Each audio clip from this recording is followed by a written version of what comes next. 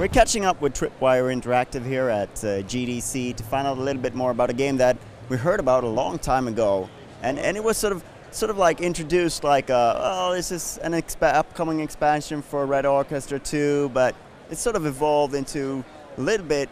It's gotten a little bit out of control, perhaps. Yeah, maybe a little bit. Yeah, it went from a mod that we might do something with to a game that was maybe going to be an expansion to now its own full standalone game.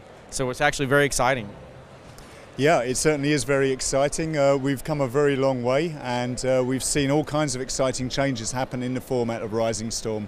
And we're quite confident that we've got something here which is really going to please first-person shooter fans. So obviously you got the foundation of the Red Orchestra sort of fan base and players already, but what is Rising Storm? What does it bring that's different, except for the setting, in terms of like what people can expect? The big thing, I think, is the asymmetrical gameplay. You know, with the Russians and the Germans, they both had a lot of submachine guns, a lot of semi-automatic rifles, a lot of bolt-action rifles, belt-fed machine guns. But the Americans and the Japanese have very different weapons. The Americans have overwhelming firepower, submachine guns, Browning automatic rifle, semi-automatic M1 Garand, all of these things. And the Japanese primarily were a bolt-action rifle force. So we added a lot of the features to the game to bring that back into balance and just to make it really fun to be a Japanese player. Things like the bonsai charge, where the guys will run, if they run screaming with their katana out, they will suppress American players and their guns will be buffeting around. They'll have a harder time returning fire. They have the knee mortar, which is a really cool portable light mortar that they can use to do indirect fire on the Americans. They have the ability to do some sneaky things like plant booby traps in the objective areas. And all these things make it really fun to play as the Japanese, and they're things that we've never seen in the Red Orchestra franchise before. So I would imagine that sort of puts a lot of requirements on trying to balance out the game and make sure that it's viable to play as both sides of it. Yeah, I mean, one of the things is when we initially approached this project, we had a lot of brainstorming going on, particularly some of our Australian code guys, Phil Edwards and Stuart Jeffrey, did a lot of brainstorming and thought, what can we put in here that's going to make it cool to be Japanese? And so a lot of these concepts were developed. But what it's really taken, with the project now being, if you like, kind of reeled in by Tripwire, you know, they let us run with the ball for quite a while there and said, you know what, we think you've got something here, and we're ready to start taking a look at getting this out as a commercial release. But in order to do that, you know, you're going to have to remember that you guys are the mod team. We've got the experience here. We've got the guys who know how to put this polish and how to make the ideas that we had work in actual practice. And so it's been a great experience for us. You know, we've had a chance to work alongside some really top AAA guys there who've been hired at Tripwire, and we're learning every day from them. It's been an absolutely fantastic experience for us as a mod team to be working alongside these guys, to see how our ideas are getting realized. You know, we took it a lot of the way there. And Tripwire said, you know what, this is looking good. Now let's bring that in and let's make sure that we're going to be putting something out here which has, you know, an extra layer of polish on it and so on, that, you know, is going to be a great commercial product. And that's what I think we actually have here. So it's been a great experience so far.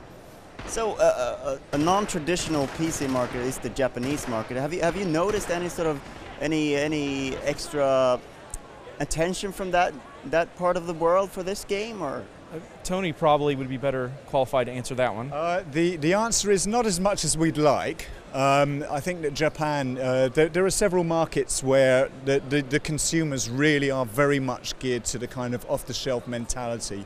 And Japan and the Middle East are both markets where people like the idea of a console game where you can simply buy it, stick it in and play.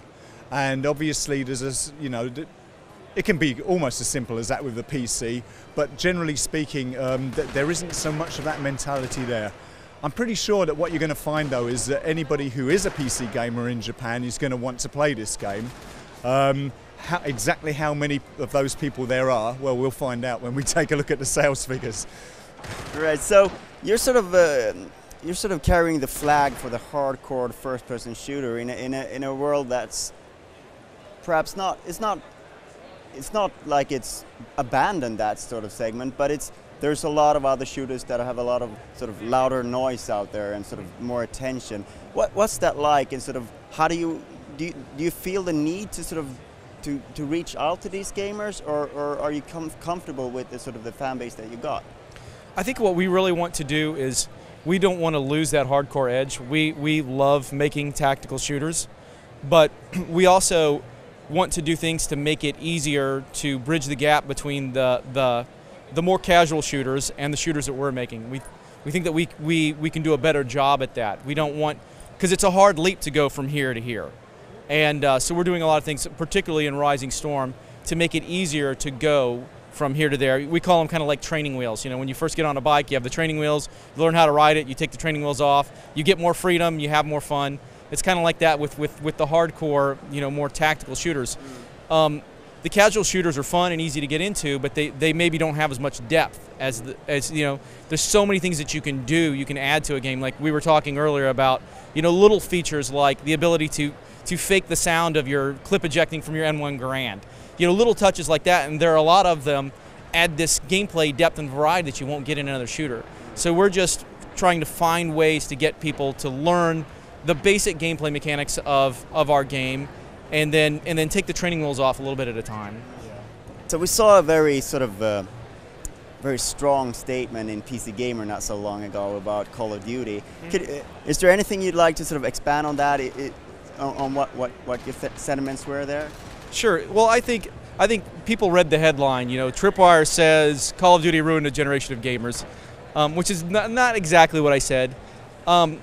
And some people are looking at it like, oh, Tripwire is just jealous of Call of Duty's success, or they're mad at the gamers for liking it. And it's really not any of those things. I don't blame the Call of Duty devs for wanting to sell a lot of games. You know, making money is kind of fun. And I don't blame the players for wanting to play it.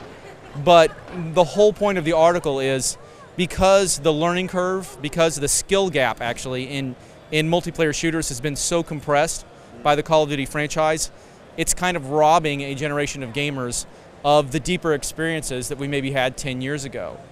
And I was just, as a designer of games, very frustrated by that. You know, when you see players that are so conditioned that Call of Duty is the only good way to do things. Yeah. And we would just want them to realize there are other ways to do it that are also good. Not even necessarily what we do. I mean, we'd like to think that people think what we do is great, but you look at some of the other series that are pushing the envelope, like the Arma series. You know, they're really doing something that's a military shooter, but it's not done in the Call of Duty mold. And we'd really like to see players have the opportunity to branch out and have different experiences. Because I guess shooter fans, they're sort of used to that instant gratification and that sort of you level up and then you get something extraordinary.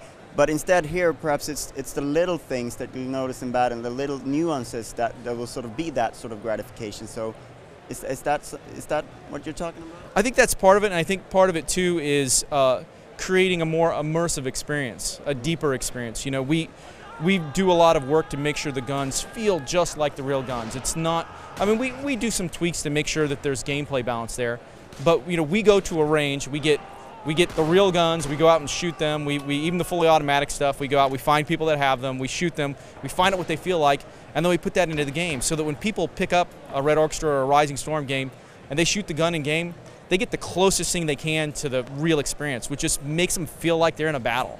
It's not like feeling like I'm the tough super soldier in a movie. It's I'm scared, I'm in a war, and I know as close as possible, you know, being respectful to soldiers that get shot at. There is a big difference, but as close as you can in a video game to feel that tension and that excitement. So can you tell us a little bit about where you're at right now and sort of what's left to do and sort of what the road ahead is? Well, we're just coming up to the beta stage at the moment. What you saw just there was actually alpha gameplay. But it's fairly developed alpha gameplay, so we're not very far at all from going into our beta phase. Now, we've already got quite a large team of testers who have been giving us some great feedback and finding loads and loads of bugs. Far more bugs than we'd like to see, but actually probably not as many as we feared, so that's been quite a good thing. And so we're getting ready to move into that beta. It's going to be like a kind of friends and family beta at first, and there's going to be a few sort of select members of the press coming in and so on. And then obviously in the final run up there, we're going to be opening up the beta a lot more just before the release, so that we can get some really kind of pounding on the servers just to get the kind of data that we would need just prior to that release. So you know, it's looking pretty good for release at the moment. I can't say too much about the release date exactly. Perhaps John could give you a little bit of information there. 2013. There you go. I said a little bit. When it's done.